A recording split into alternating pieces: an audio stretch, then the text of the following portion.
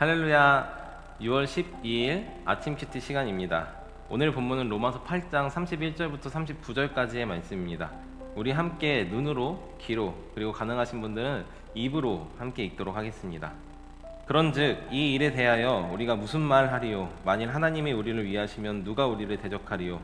자기 아들을 아끼지 아니하시고 우리 모든 사람을 위하여 내주시니가 어찌 그 아들과 함께 모든 것을 우리에게 주시지 아니하겠느냐?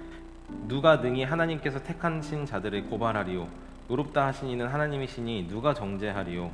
죽으실 뿐 아니라 다시 살아나신 이는 그리스도 예수시니 그는 하나님의 우편에 계신 자요 우리를 위하여 간구하시는 자니라. 누가 우리를 그리스도의 사랑에서 끊으리요? 환난이나 곤고나 박해나 기근이나 적신이나 위험이나 칼이랴.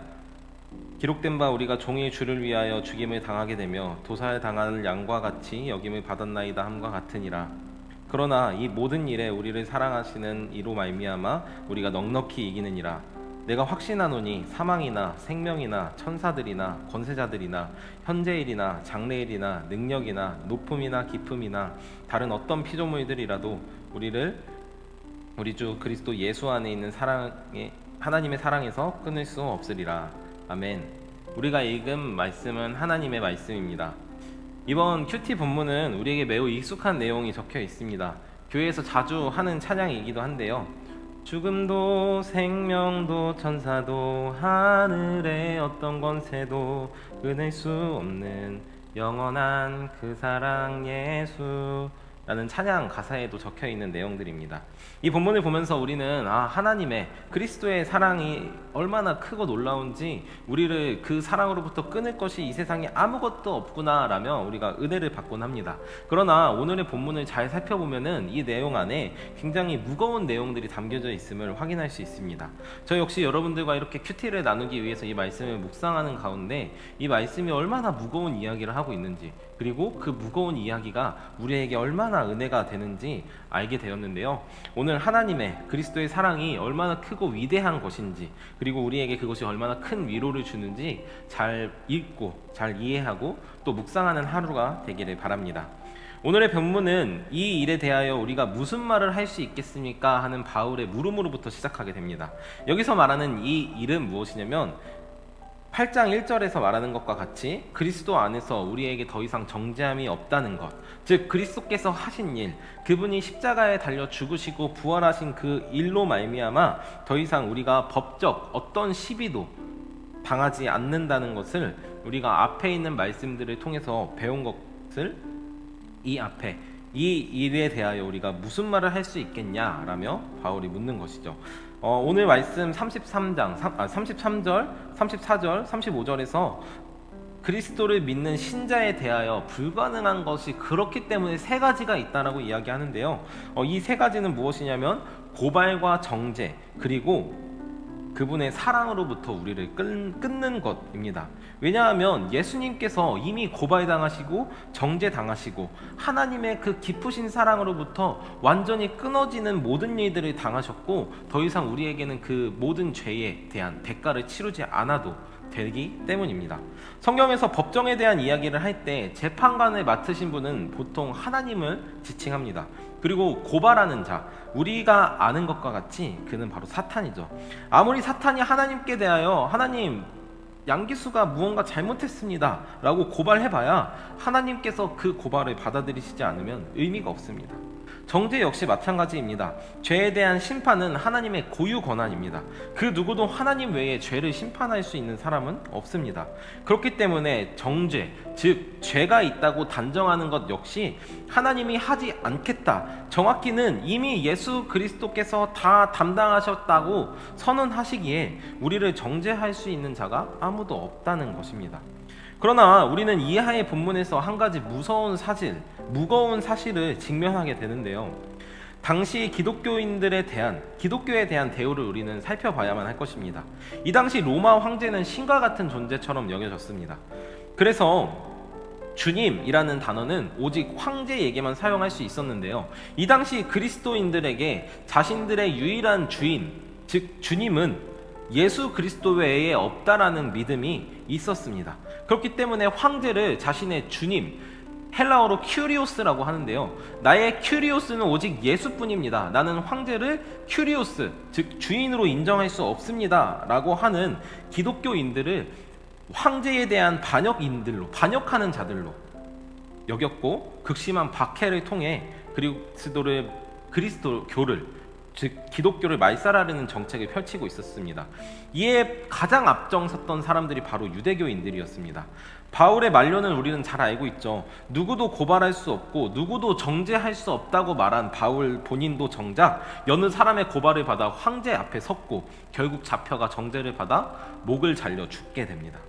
우리들의 삶 역시 이와 비슷합니다. 이미 예수께서 죄에 대한 모든 대가를 다 당하셨음에도 불구하고 이 세상을 살아가는 우리 역시 바울과 별반 다르지 않죠. 예수를 믿고 따르는 대가가 우리에게 항상 있다는 것입니다. 이미 세상을 이기셨다는 예수 그리스도의 말씀에도 불구하고 우리의 삶의 영역에는 여전히 우리들의 삶에 여전히 어려움이 우리 삶의 전반에 가득 차 있다는 것입니다. 사도 바울은 35절에서 누가 우리를 그리스도의 사랑에서 끊을 수 있겠습니까? 라고 선포하며 여러 예시들을 들고 있는데요.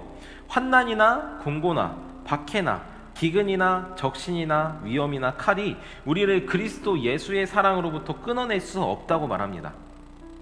당시 로마에 사는 그리스도인들이나 유대에 사는 그리스도인들이 이와 같은 어려움을 당하곤 했습니다. 여기서 어려운 말이라기보다는 우리에게 익숙하지 않은 말 두 가지가 있는데요. 바로 기근이라는 말은 굶주림, 적신이라는 말은 헐벗음이라고 표현할 수 있겠습니다. 예수를 믿는 믿음으로 인하여 많은 사람, 특별히 사회로부터 배격당하는 괴로움을 당하는 사람들이 바로 이스라엘에 있었던, 그리고 로마에 살았던 그리스도인이라는 것이죠. 그러나 이 정죄는 사실 죄인들이 받아야 했지만 죄인이 아닌 그리스도인들이 마치 정죄당하는 것과 같이 죽임을 당하고 헐벗음을 당하고 굶주림에 지쳐 살아야만 했었습니다. 그러나 바울은 이것에 대해서 무엇이라고 이야기하냐면 모든 것이 로마 교회 당신들과 그리스도를 믿는 온 땅의 그리스도인이 그런 괴로움에 빠져 있을지라도 그리스도의 사랑으로부터 벗어난 것이 아니라는 것이죠. 흔히 우리들은 이렇게 착각합니다. 내가 아픔이 있는 것, 굶주리는 것, 헐벗음을 당하는 것, 칼과 삶의 위험이 오는 것이 마치 예수 그리스도의 사랑으로부터 벗어나져서 나 홀로 있는 것으로 착각하지만 사도 바울은 그렇지 않다고, 그리스도의 사랑 안에 있다고 해서 이런 괴로움이 우리에게 영원히 없어지는 것이 아니나 이런 환난과 곤고와 박해와 기근과 적신과 위협과 칼이 우리 삶에 있는 것이 그리스도를 믿는 그리스도인들에게 어쩌면 너무도 당연한 것이라고 말하는 것이죠. 그 이유를 36절에서 말하는데요. 이는 모두 예수 그리스도를 위하여 우리가 당해야 할 싸움이라는 것입니다. 그리고 이어서 37절에서도 사도 바울은 승리를 선포합니다. 우리가 이 모든 것을 이길 수 있는 이유, 그 이유는 바로 예수 그리스도께서 우리를 사랑하시기에 우리를 결코 그 괴로움 속에서 그분을 떠나지 않도록 항상 우리를 붙들어 매주신다는 것입니다. 사랑하는 성도 여러분, 그리스도를 믿는다는 것은 인생이 잘 풀리고 인생이 쉬워지고 사람들이 부러워할 만한 위대한 삶 혹은 역경이 필요하지 않는 편안한 삶을 사는 것과 거리가 멀 수도 있을 것 같습니다. 다른 사람들은 여러 편법을 써가면서 걸어갈 수 있는 쉬운 길을 우리는 정도를 걷기 위해서 애를 써야 하고, 남들은 둘러둘러 쉽게 살아가는 삶을 우리는 그리스도를 위해서 온전하게 그리고 거룩하게 이 세상을 살아야 하기 때문입니다. 때로는 그리스도를 믿는다는 그 사실 때문에 핍박을 당하기도 합니다. 그러나 이것은 너무도 당연한 것입니다. 왜냐하면 세상은 본래 빛을 두려워하고 그리스도를 미워하기 때문입니다. 우리 안에 그리스도의 사랑이 그리스도께서 더 강하게 나타나면 나타날수록 도리어 세상은 우리를 미워하게 됩니다. 더 나아가서 우리를 그리스도의 사랑으로부터 끊어내고자 우리들에게 환난을 주기도 합니다. 공고를 당하게 하기도 할 것입니다. 박해도 할 것이고요. 그리스도를 믿는 믿음 때문에 어쩌면 굶주림과 헐벗음을 경험해야 할지도 모르겠습니다. 누군가의 위협과 칼이 우리의 생명을 앗아갈 수도 있습니다. 그러나 이 모든 것이 우리에게 다가올지라도 그 누구도 38절과 9절에 나오는 것처럼 그 어떤 세상의 피조물도 우리를 예수 그리스도 안에 있는 하나님의 사랑에서 끊어낼 수 있는 자가 없다는 것을 믿으시길 바랍니다. 오늘 하루 우리들의 삶에 어떤 역경이 찾아올지라도 그 모든 것을 넉넉히 이기게 하시는 하나님의 사랑을 누리며 이 세상이 그리스도인인 우리에게 주는 여러 어려움과 아픔 속에서도 신실하게 정도를 걸으며 그리스도의 깊으신 사랑 안에 붙어있는 오늘 하루가 되기를 축복합니다. 함께 기도하겠습니다. 하나님, 오늘 복음의 무게, 특별히 복음을 가지고 살아가는 그리스도인들이 겪어야 하는 어려움 속에서도 하나님께서 우리에게 베푸시는 그 크신 사랑에 대해서 살펴보았습니다.